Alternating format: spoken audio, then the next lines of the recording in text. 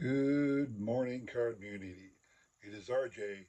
It is Sunday, so it is time for the Sunday Trivia Recap.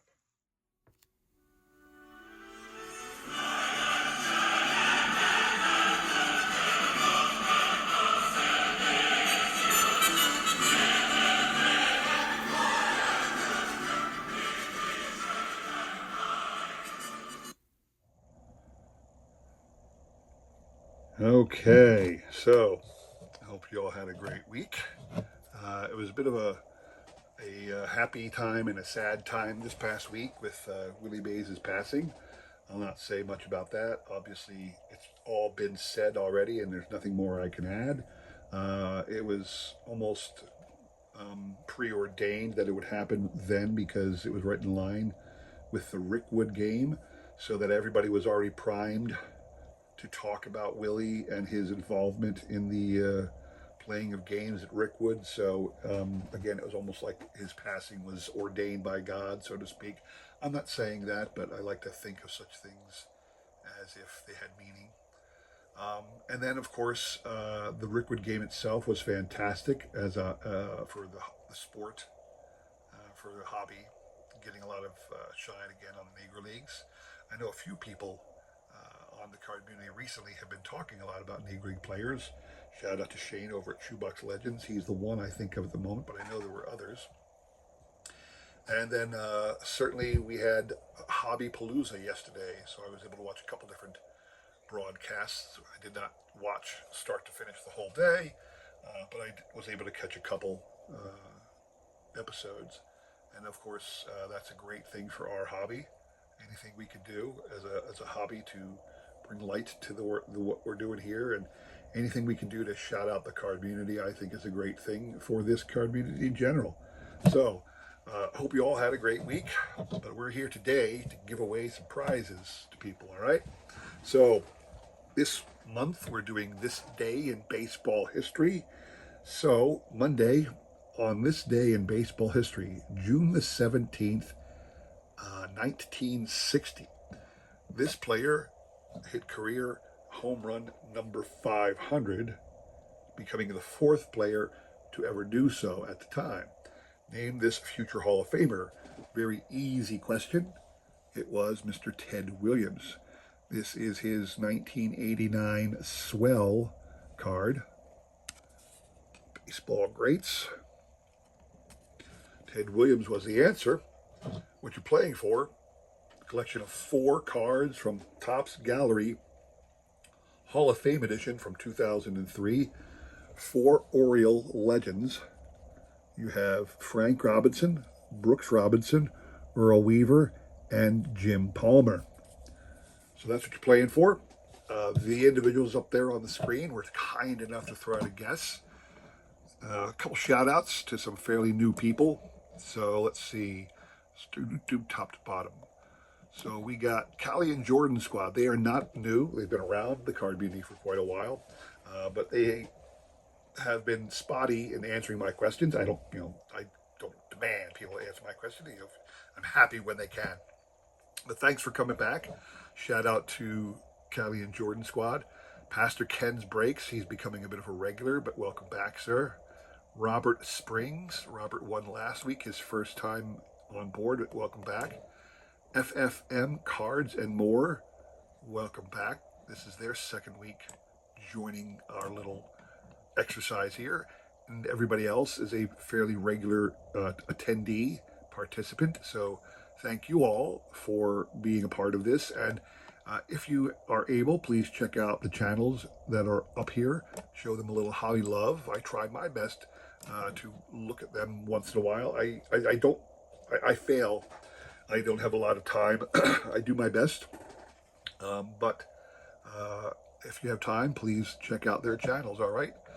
We will shuffle once and spin. You must hit 3 times on my channel to win. I do that for 2 reasons. One, I like to give everybody more of a chance than just one and done.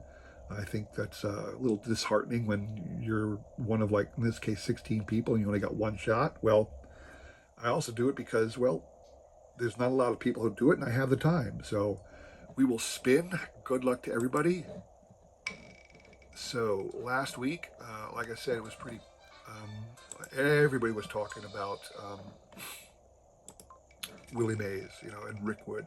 I'm a little disheartened because I was attempting to get all of the Rick Wood cards that Topps was putting out, and I thought I was buying the 5 packs every time they issued one. I thought I was getting it, but I don't know if the orders went through all the time. I'm still waiting for them to arrive. Um, I'm also, I will probably pick up any I actually missed. We got Jimmy Lakari and Barry Barry are 2 and 2. So I want to have that whole set. It's a very small set. I think there's only 6 total cards. And then when I finally got done looking at the list, and they were done issuing all of the 6 cards. Turns out they put out a box set on top of that, and I'm going, well, wait a second. If I'd known you were going to do a box set, I wouldn't have bothered buying the individual cards. You cheated me, you bunch of just the way Topps runs things, I guess. But it was, I'm glad I'm not sad I invested the money. These are going to be great cards as time goes forward. They might lessen in value, so to speak, but I'll treasure all of them. I think again the high, you know, honoring the Negro League players is never a bad thing. Mostly because I'm a history buff. I am a huge aficionado of the history of this game in all its facets. So when I see somebody, taking the time to honor the Negro League players, I just think that's a fantastic thing to do. There have been many documentaries and histories about the Negro League players. Never say that people out there in the world don't know who these players are.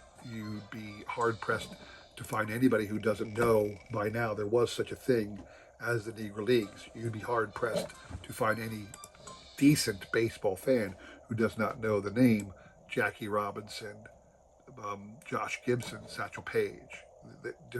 They don't exist. So the concept that we have to, that these people are long forgotten is a misnomer in today's world.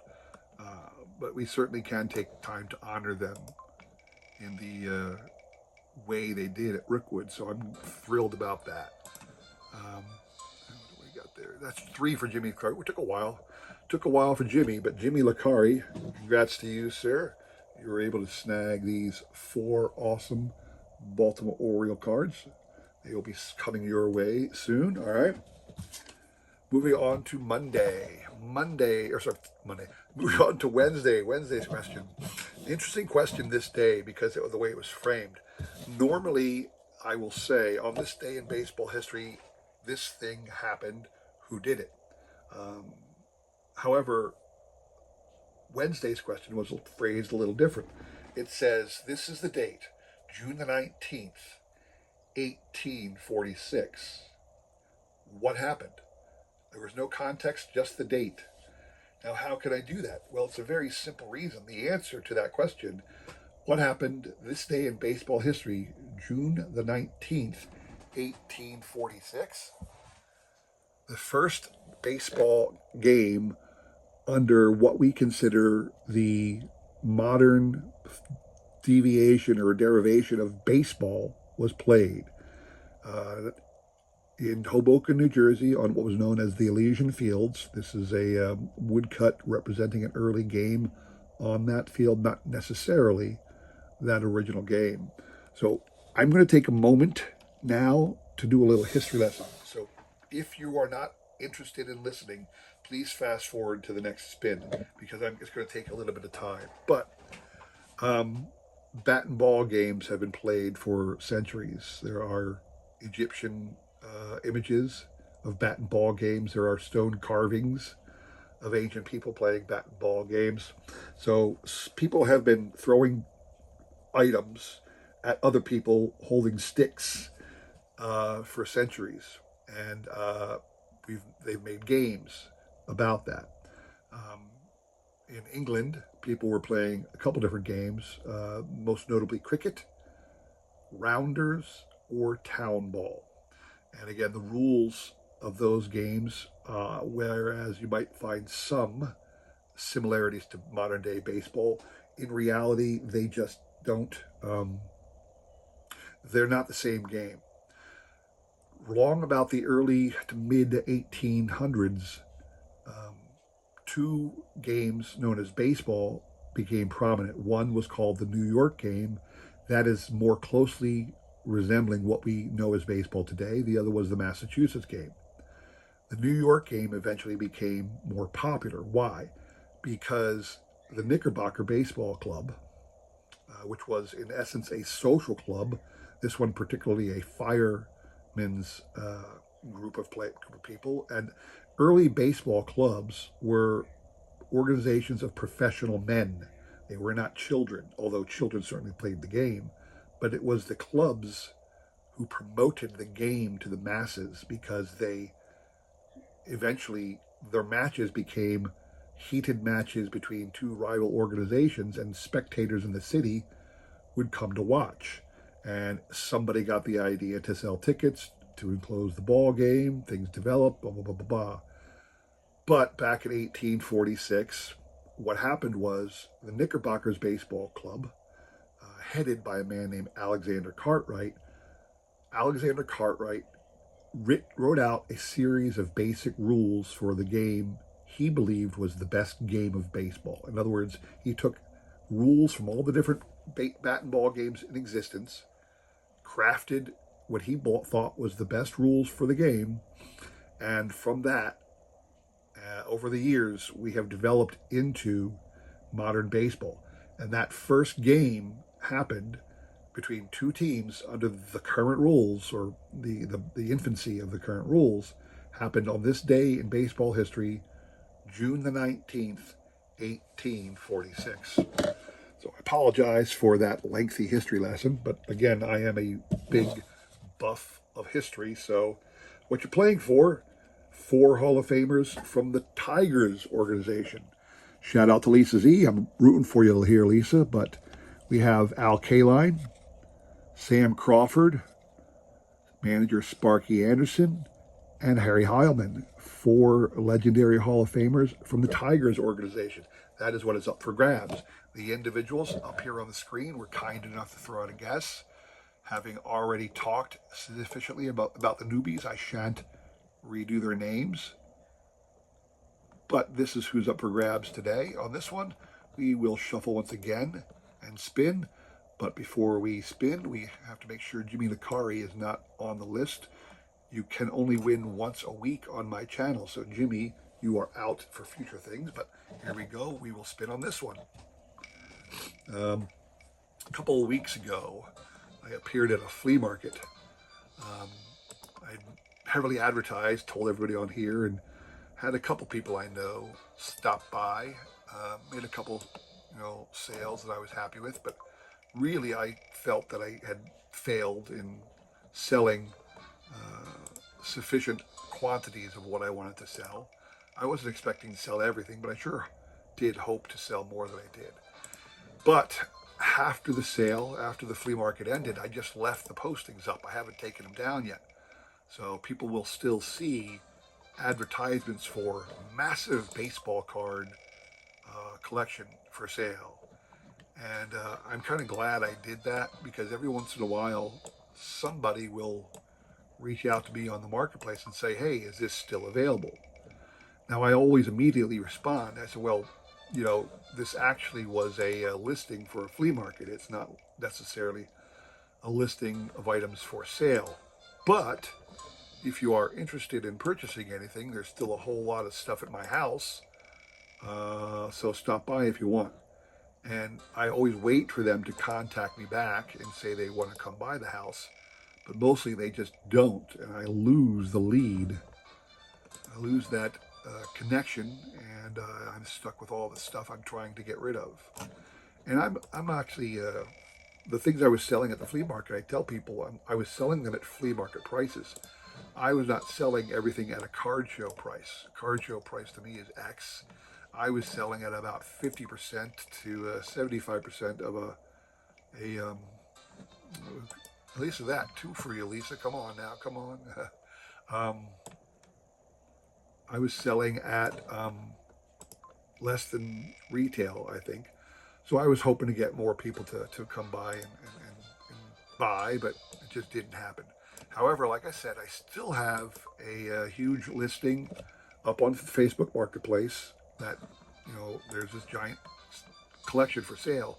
And every once in a while, somebody reaches out to me and says they want to come by, but never does, except that yesterday, just this past Saturday, somebody actually reached out to me, said they wanted to come see, and did follow through. So yesterday, I had an individual come into the RJ Central here, and they went through and looked at all the stuff, and they did pick up a few things. So I made a small sale, which I'm thrilled about. I'm happy to get rid of some more stuff. I think that's 3 for Hunter Butcher. Hunter. I think that was 3 for you, sir. It is. Sorry, Lisa, but congrats to Hunter Butcher. Hunter, you'll be getting these 4 awesome Tiger cards. Congrats to you, sir. But I did make a sale. That was the key. So, Friday's question.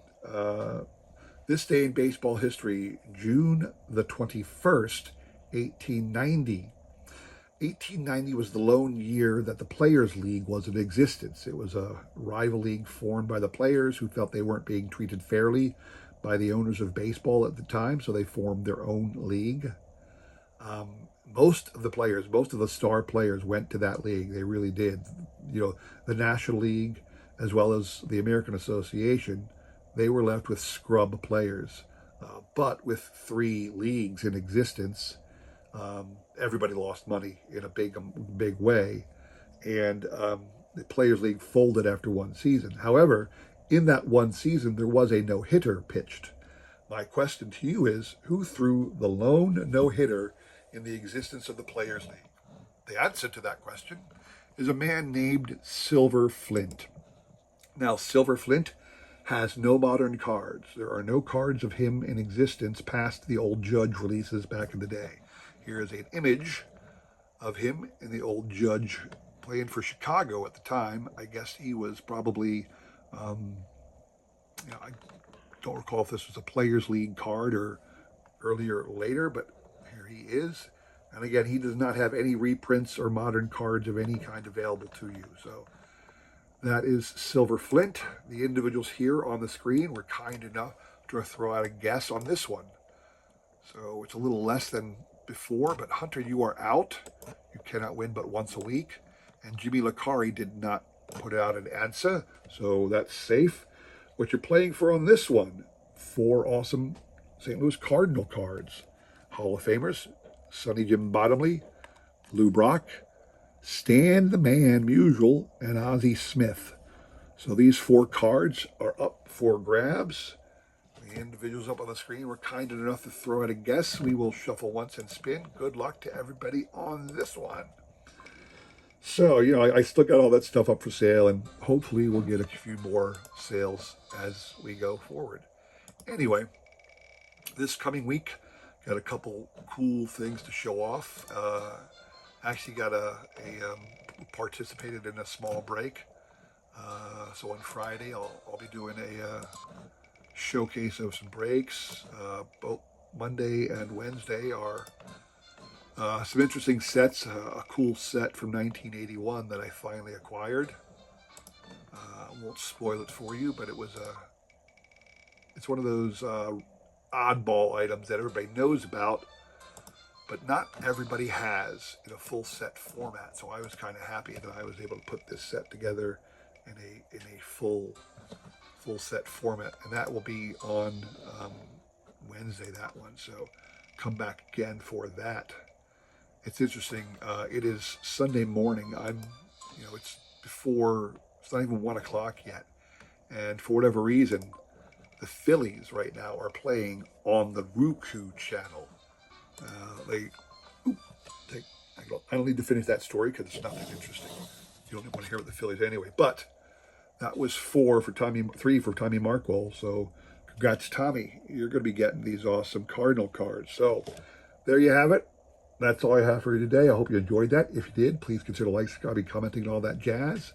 I really do appreciate your support as I try my best to support everybody else in this great card community. All right. Thanks for watching. I apologize for the lengthy history lesson, but that is where my wheelhouse resides, is within baseball history. So please don't be offended over the waste of time. Come back again next week. We'll have more great trivia prizes for you all. All right. Thanks for watching. Have a great week. Take care.